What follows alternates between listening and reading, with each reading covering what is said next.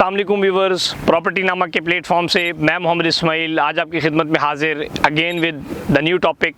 आज का हमारा टॉपिक है कि प्रॉपर्टी ख़रीदते वक्त यानी कि प्लॉट ख़रीदते वक्त आज हम प्लॉट की डिस्कशन करेंगे कि प्लॉट को ख़रीदते वक्त किन बातों का ख्याल रखना चाहिए और किन पॉइंट्स को आप मद्देनज़र रखेंगे तो आप एक अच्छी इन्वेस्टमेंट कर पाएंगे और किसी किस्म के मिसहैप से बच सकेंगे। सबसे पहले आप हमारा चैनल सब्सक्राइब करें ताकि पाकिस्तान के अंदर रियल एस्टेट के हवाले से जितनी भी हमारी वीडियोस आती रहती हैं, इन्वेस्टमेंट कंसल्टेंसी के हवाले से, लो कॉस्ट इन्वेस्टमेंट बजट के हवाले से और जो भी हमारी वीडियोस इंशाल्लाह आएंगी वो आपको मिलती रहेंगी। प्लॉट ख़रीदते वक्त सबसे पहले तो आपने ये देखना होता है कि जी प्रोजेक्ट की जो लोकेशन है वो कैसी है। आया जिस जगह प्रोजेक्ट की लोकेशन, जिस प्रोजेक्ट में आप प्लॉट ले रहे हैं उसको मेन रोड्स कौन कौन से एक्सेस कर रहे हैं, वहाँ पे स्कूल्स की क्या सिचुएशन है, हॉस्पिटल्स की क्या सिचुएशन है, वहाँ से जो मेन हब है, आबादी है, वो कितने फासले के ऊपर है, सहूलियात उससे कितनी दूर हैं, आया वहाँ पर यूटिलिटीज़ की अवेलेबिलिटी है, बिजली, पानी, गैस, ये चीज़ें अवेलेबल हैं या नहीं हैं, और फ्यूचर प्रोस्पेक्ट्स में उस लोकेशन की क्या इंपॉर्टेंस है। लोकेशन के हवाले से ये भी उसमें आपने देखना होता है कि आया वो इलाका कितना आबाद है। जितना वो ज़्यादा गैर आबाद होगा उतना वो ज़्यादा लॉन्ग टर्म होगा, जितना ज़्यादा वो आबादी के करीब होगा उतना जल्दी वो आबाद होने का चांस होगा। क्योंकि कभी ऐसा नहीं होता कि शहर के साथ जुड़ा हुआ इलाका लोग छोड़ के शहर से बहुत दूर जाके आबादी इख्तियार करें, ऐसा बहुत कम होता है। सब लोग यही चाहते हैं कि वो शहर के और मेन जो आबादी का झुरमट है उसके वो करीब रहें। तो आपने ये चीज़ देखनी होगी कि जिस प्रोजेक्ट में आप इन्वेस्टमेंट करने जा रहे हैं, प्लॉट ख़रीदने जा रहे हैं, घर बनाने, इन्वेस्टमेंट या कुछ भी करने जा रहे हैं, आया वो प्लॉट जो है या वो प्रोजेक्ट जो है वो शहर से कितने फासले के ऊपर है। अगर तो वो शहर से ज़्यादा फासले के ऊपर है तो आप समझ जाएं कि आपको कम से कम 5 से 10 साल लगेंगे वहाँ पर प्रॉपर्टी की इन्वेस्टमेंट में आपको फ़ायदा होते हुए, या वहाँ पे आपको घर बनाने का मौका से 5 से 10 साल में मिलेगा। क्योंकि वहाँ पर आप अकेले तो नहीं रह सकते, आप इंसान कम्युनिटी में रहता है, इंसान सोसाइटी के अंदर रहता है जहाँ पे स्कूल्स हों, कॉलेजेस हों, यूनिवर्सिटीज़ हों। ये सारी चीज़ें आपने देख के इस पॉइंट को ज़रूर मद्देनज़र रखना है कि उस प्रोजेक्ट की लोकेशन कैसी है, और लोकेशन की मैंने सारी आपको बातें बता दी जिसका आपने ख्याल रखना है। दूसरा, जब भी आप कहीं पे प्लॉट ख़रीदते हैं, ज़ाहिर बात है वो किसी प्रोजेक्ट में ख़रीदेंगे, किसी जगह ख़रीदेंगे, कोई सोसाइटी होगी या जो भी, आपने ये देखना है कि यार इस प्रोजेक्ट वाले ने इससे पहले क्या काम किया है। अगर तो उससे पहले उसने कोई काम नहीं किया और वो पहला प्रोजेक्ट डिलीवर करने जा रहा है तो उसके लिए बहुत टफ़ टाइम होगा। क्योंकि पहली दफ़ा हमेशा बहुत सारी चीज़ों में गलतियाँ भी होती हैं। इंसान हमेशा प्रोडक्ट की बेहतरी लाता है जब वो दूसरी तीसरी बनाता है। आज आप देख लें बैरियर टाउन जो पहला आया था पिंडी के अंदर और आज जो बैरियर कराची के अंदर आया, 20 साल के फ़र्क से जो बैरियर टाउन आ रहे हैं, बहुत प्लानिंग के अंदर और सहूलियात के अंदर और बहुत सारी चीज़ों के अंदर बहुत फ़र्क है और रोड्स बहुत खुली हैं अब। क्योंकि जो एक्सपीरियंस होता है उसका कोई मवाजना नहीं किया जा सकता। तो इसलिए आपने जहाँ पर भी प्रॉपर्टी ख़रीदते हैं, प्लॉट ख़रीदते हैं, आपने देखना है कि उस सोसाइटी वाले ने उससे पहले क्या बनाया। आया उस सोसाइटी वाले ने पहले उससे कोई सोसाइटी बनाई या नहीं बनाई। उसकी वजह यह है कि जो सोसाइटीज़ होती हैं, ये ज़मीन ख़रीदना और उसको बनाना, ये एक बहुत बड़ा एक्सपीरियंस है। बहुत सारे लोग, बहुत बड़ा पैसा होता है उनके पास, बहुत बड़ा ग्रुप होता है, बहुत बड़े बड़े होटल्स चला रहे होते हैं, एयरलाइंस होती हैं, लेकिन जैसे ही वो रियल एस्टेट के अंदर इंटर होते हैं वो फ्लॉप हो जाते हैं। क्योंकि ये एक बिल्कुल अलग प्रोडक्ट है, इसका पैसे से कोई ताल्लुक नहीं है कि आपके पास बहुत ज़्यादा पैसा है तो आप प्रोजेक्ट बना लोगे। आपने हमेशा ये देखना है कि जिस प्रोजेक्ट में आप प्लॉट ले रहे हैं उस प्रोजेक्ट ने उससे पहले क्या बनाया है। चाहे वो 10,000 कनाल पे सोसाइटी बनाई है या 1000 कनाल पे, ये मैटर नहीं करती, लेकिन आया उसका रियल एस्टेट के अंदर इतनी उसका इन्वेस्टमेंट, उसका एक्सपीरियंस है या नहीं है। तो आपने ये चीज़ ज़रूर देखनी है। उससे आपको अंदाज़ा होगा कि जिस प्रोजेक्ट में आज आप प्लॉट ले रहे हैं ये प्रोजेक्ट उसको उस तरह डिलीवर कर पाएंगे या नहीं। तीसरा, आपने मास्टर प्लान ज़रूर देखना होता है कि उसके मास्टर प्लान में क्या चीज़ें आ रही है। नक्शा देखना होता है कि नक्शे में क्या चीज़ें आ रही हैं, स्कूल, कॉलेज और ये सारी चीज़ें किस हिसाब से आ रही हैं। लेकिन मैं समझता हूँ कि नक्शे को मैं कोई इतना ज़्यादा इंपॉर्टेंस नहीं देता, क्योंकि नक्शे के अंदर तो सब लोग लिखते हैं, school, university, colleges, apartments, malls, lakes, parks, theme park, ये सारी चीज़ें होती हैं। लेकिन ऑन ग्राउंड जब आप प्रोजेक्ट आ जाता है तो बहुत सारी चीज़ों की किल्लत होती है। लेकिन समहाउ आप इस पॉइंट को थोड़ा बहुत कंसिडर कर सकते हैं कि नक्शा भी थोड़ा बहुत मैटर करता है। अच्छा जी, जो फोर्थ पॉइंट है, द मोस्ट इम्पॉर्टेंट पॉइंट, वो ये है कि आप जो प्लॉट ख़रीदने जा रहे हैं वो किस स्टेज के ऊपर है। इस टाइम वो प्रॉपर्टी किस स्टेज पे आया, वो फाइल है या वो प्लॉट है।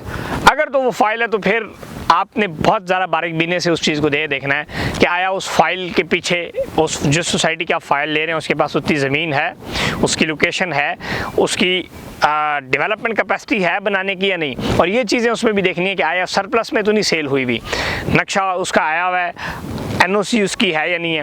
ये सारी चीज़ें आपने फाइल के हवाले से ज़रूर देखनी होती है, क्योंकि file is the most risky investment in all over the investments. जितनी भी आप इन्वेस्टमेंट्स करते हैं उसमें सबसे ज़्यादा रिस्क फुल जो होती है वो फाइल होती है, और सबसे ज़्यादा प्रॉफिट भी लोग फाइलों में ही ट्रेडिंग करके कमाते हैं। लेकिन मैक्सिमम लोग इसमें नुकसान खाते हैं, वो इस वजह से कि फाइल्स एक तो सरप्लस में सेल हो जाती हैं, एक तो नक्शा जो दिखाया जाता है वो ऑन ग्राउंड उस तरह इम्प्लीमेंट नहीं किया जाता। बहुत सारे पहाड़ होते हैं, बहुत सारे, आप आज नक्शा बहुत प्यारा होता है लेकिन आप जब ऑन ग्राउंड जाते हैं तो वो उसी तरह के पहाड़ होते हैं और 10-10 साल उसी तरह पहाड़ रहते हैं। सोसाइटियाँ जो है ना बहुत सारी इस तरह, अगर आप देखते हैं पिछले पाकिस्तान के अंदर पिछले 20-25 साल के अंदर बहुत सारे ऐसा स्कैम चलता रहा कि नक्शे आ गए, सोसाइटियाँ बिकती हैं, बाद में उस तरह डेवलप नहीं होती, बाद में 2-3 गलियाँ बना के तो गायब हो जाती हैं। तो आपने ये सारी चीज़ें देखनी है कि आया अगर आप फाइल ले रहे हैं तो उसकी सारी चीज़ें पूरी होनी चाहिए। दूसरा, फाइल के अंदर ओनरशिप आपने देखनी है कि आपको रजिस्ट्री देते हैं, मलकियत किस तरह देते हैं, फाइल देते हैं, कागज़ देते हैं, एफिडेविट देते हैं, क्या चीज़ देते हैं। तीसरा, आपने फाइल में देखना है कि नक्शे के ऊपर नक्शा उसका मौजूद है जहाँ पे आप प्रोडक्ट ले रहे हैं। फिर चौथा, आपने देखना है कि नक्शा अगर मौजूद है तो ऑन ग्राउंड क्या सिचुएशन है। अगर 10,000 कनाल की एक सोसाइटी है और वो 50 कनाल भी डेवलप नहीं है तो आप समझ जाएं कि इंशाल्लाह आने वाले 10 साल लगेंगे।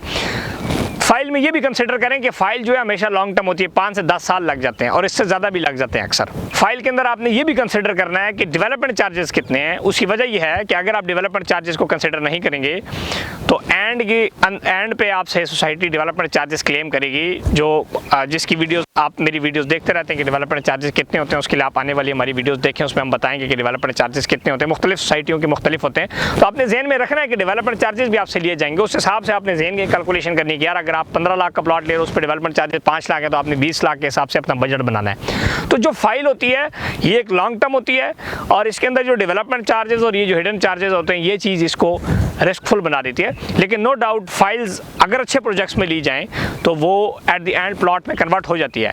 लेकिन इस अच्छे प्रोजेक्ट की तयन बहुत मुश्किल है, हमारे लिए भी मुश्किल हो जाता है, क्योंकि आजकल बहुत सारी चीज़ें जो हैं वो 3D में ही चलती हैं। खूबसूरत सी वीडियोस बना ली, 3D बना के बेच दी, वो हमेशा वो 10-15 साल 3D में ही रहती हैं। जबकि जो कुछ बहुत अच्छे कुछ प्रोजेक्ट्स जो होते हैं वो ऐसे होते हैं कि जो प्रोजेक्ट्स ऑन ग्राउंड आ जाते हैं। आप बैरियर टाउन को देखें, आप DHA को देखें, आप लाहौर के बड़े अच्छे प्रोजेक्ट्स हैं, आप पिंडी में काफ़ी ऐसे प्रोजेक्ट्स हैं जो ऑन ग्राउंड आ चुके हैं, जो उससे पहले कुछ बना चुके हैं। अगर उससे पहले उस फाइल वाले प्रोजेक्ट ने कुछ नहीं बनाया तो आप समझ जाएं कि इस प्रोजेक्ट में बहुत सारे हर्डल्स आने वाले वक्त में आएंगे। फाइल की हमने बात कर ली, प्लॉट की तरफ जाते हैं। प्लॉट में आपको ये होगा कि एक तो रिस्क नहीं होगा और दूसरी चीज़ ये कि ऑनरशिप आपके सामने होती है, मैप के ऊपर आप चूज़ करते हैं और ऑन ग्राउंड चीज़ भी होती है। लेकिन ऐसा बहुत सारी इन्वेस्टमेंट ऑप्शंस कम होती है लेकिन मिल जाती हैं कि जिसमें आप किस्तों पे, फाइल तो अक्सर किस्तों पे मिलती है लेकिन किस्तों पे आपको ऑन ग्राउंड प्लॉट मिल जाए तो वो सबसे अच्छी ऑप्शन है अगर आप उस तरफ जाते हैं तो। एक और जो एक इम्पॉर्टेंट पॉइंट है वो ये होता है कि बहुत सारे प्रोजेक्ट सिर्फ नक्शे के ऊपर होते हैं, ऑन ग्राउंड कुछ नहीं होता। तो जो बेस्ट कंसिडर्ड आप अगर कंसिडर कर रहे हैं इन्वेस्टमेंट तो आपको ये भी देखना चाहिए कि आप ऐसा प्रोजेक्ट ढूंढें कि जो नक्शे के ऊपर भी हो और थोड़ा बहुत ऑन ग्राउंड के ऊपर उसका अच्छा काम हुआ हो। यानी कि जिस ब्लॉक में या जिस जगह पे आप ले रहे हैं आया वहाँ पे कम से कम लैंड लेवलिंग हो चुकी हो, थोड़ा बहुत सीवरेज का काम हो रहा हो, ताकि आपको लगे कि आने वाले 1 साल 1.5 साल में तैयार होगा। अदरवाइज़ वो चीज़ बहुत लॉन्ग टर्म चली जाती है। जब भी आप कहीं भी प्लॉट खरीदें किसी भी सोसाइटी में किसी भी जगह पर तो आपको आसपास वाली सोसाइटी के प्राइसेस देख लेनी चाहिए। अगर मिसाल के तौर पे एक रोड के ऊपर सोसाइटी है आमने सामने या सोसाइटी चंद किलोमीटर फासले के ऊपर है, एक में प्राइस 4 गुना ज़्यादा और एक में प्राइस 4 गुना कम है, तो आपको उस रोड के ऊपर थोड़ा सा सर्वे कर लेना चाहिए कि मिसाल के तौर पे यार इस प्रोजेक्ट में अगर ये 50 लाख का भी मुझे प्लॉट दे रहा है तो बाकी प्रोजेक्ट्स में 20 लाख के मिल रहे हैं, तो इसलिए 50 लाख में क्या दे रहा है। आप ऑन ग्राउंड रियलिटी के ऊपर ये चीज़ें देखा करें। अगर तो उस 50 लाख की जो प्रॉपर्टी है उसके अंदर कोई बहुत ख़ास चीज़ दे रहा है जो पूरे पाकिस्तान में नहीं था, ना कभी DHA में ना बैरिया में, तो फिर आपको उस तरफ जाना चाहिए। लेकिन हमेशा कंपेटिटिव प्राइस के ऊपर क्या करें, क्योंकि एट द एंड आने वाले 5-6 साल के बाद अगर प्राइस मतवाजन रहेगी तो आपको नुकसान रहेगा। और दूसरा, आप कहीं पे भी इन्वेस्टमेंट करते हैं तो आप जहन के अंदर एक स्टैंडर्ड बना लिया करें बैरियर टाउन को या DHA के रेट्स को कि यार मैं जो किस्तों पे ले रहा हूँ आज के हिसाब से उसका क्या रेट बन रहा है। तो आपको बहुत सारी चीज़ों के अंदर ईजी कैलकुलेशन मिल जाएगी, आप ओवर प्राइस चीज़ खरीदने से बच जाएंगे। और प्राइस की कैलकुलेशन के अंदर आप हमेशा जो डेवलपमेंट चार्जेस होते हैं उसको जहन के अंदर कंसिडर किया करें, क्योंकि वो भी उस कॉस्ट का हिस्सा होता है। आपने जब प्लॉट खरीदना है तो वो भी आपने पैसे साथ देने होते हैं एट द एंड। तो आपने टोटल कुल कैलकुलेशन करके इस चीज़ को मद्देनज़र रखना होता है। प्रोजेक्ट का NOC ज़रूर होना चाहिए जहाँ पे भी आप इन्वेस्ट करने चाह रहे हैं। अगर वो अंडर प्रोसेस है तो उसके आप देखें कि आया वो डॉक्यूमेंट्स उसके प्रॉपर हैं, RDA में, LDA में, GDA में, पाकिस्तान के अंदर किसी भी डेवलपमेंट अथॉरिटीज़ के जहाँ पे वेबसाइट है उससे आप चेक करें कि इनके डॉक्यूमेंट जमा है इस काम के लिए, नहीं आया उनके पास उतनी लैंड की अवेलेबिलिटी है या नहीं है। और अगर वो उस तरह का प्रोजेक्ट नहीं है, लोकल जगह है, सोसाइटी उस तरह नहीं है, तो आप ये देखें कि वहाँ पर मलकियत आपको रजिस्ट्री प्रॉपर दे रहे हैं, वो दे रहे हैं, तो वो भी एक सेफ़ चीज़ है एज़ कम्पेयर कि आप इलीगल जगहों पे इन्वेस्टमेंट्स करें। तो ये सारे जो 5 के 6 पॉइंट्स हैं, अगर आप ये कंसिडर करेंगे तो इंशाल्लाह आपकी इन्वेस्टमेंट सेफ़ रहेगी। और इन पॉइंट्स को आप चेकलिस्ट करके आप किसी भी सोसाइटी में इन्वेस्टमेंट करने जाते हैं तो आप ये चेकलिस्ट साथ लेके जाएँ, इनको आप बेशक साथ लिख लें, तो इंशाल्लाह आपका जो पैसा है वो सेफ़ जगह पे इन्वेस्ट होगा और आपका पैसा कहीं गलत जगह पे नहीं जाएगा। मोस्ट इंपॉर्टेंट पॉइंट है वो मैं ऐड करता चलूँ कि एजेंट जो है ना वो बहुत बड़ा रोल अदा कर रहा होता है आपकी प्रॉपर्टी बाइंग के अंदर। मीडियोकर होता है between the society, between the seller and between the buyer. आपने ये देखना है कि जिस एजेंट के थ्रू या जिस कंसल्टेंसी कंपनी के थ्रू या जिस मार्केटिंग कंपनी के थ्रू या जिस डीलर के थ्रू आप प्लॉट ले रहे हैं वो बाइतमाद हो, वो ईमानदार हो और मार्केट के अंदर उसका नाम हो, किसी किस्म की उसकी कोई गलत हिस्ट्री ना हो। तो ऐसे जो लोग हैं वो अपना नाम बचाने के लिए, अपनी इज्जत के लिए और अपना वही गुडविल जो मार्केट में उनका नाम होता है उसको वो रखने के लिए, पॉजिटिव रखने के लिए वो आपको हमेशा अच्छी इन्वेस्टमेंट कराएंगे, वो आपको कहीं गलत जगह पे लेके जाएंगे।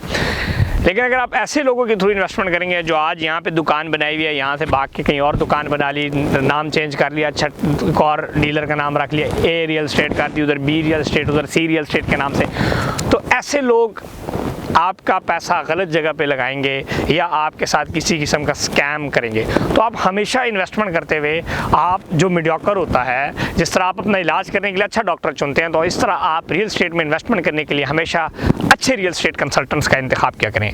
मेरा एक ज़ाती एक और मशवरा भी है कि रियल एस्टेट में इन्वेस्टमेंट कंसल्टेंसी के लिए जो प्रोजेक्ट का डीलर होता है आप उससे ज़रूरी नहीं है कि आप उससे रब्ता करें, क्योंकि जो प्रोजेक्ट को मार्केट कर रहा है उसने उसकी तारीफ़ ही करनी है, उसने उसकी तारीफ़ करनी है, उसके अलावा उसके पास कोई और चारा नहीं है, क्योंकि वो उस प्रोजेक्ट का मेन काम कर रहा है। उसने वहाँ की परचेजिंग की हुई है, वहाँ की अगर डीलरशिप ली हुई है तो उसने फाइलें ली हुई है, अब उसने वो चीज़ बेचनी है। अब जब उसने वो चीज़ बेचनी है तो जो मर्जी हो जाए वो उसकी तारीफ़ करेगा, वो मार्केट के अंदर आपको डिफरेंट ऑप्शंस नहीं देगा।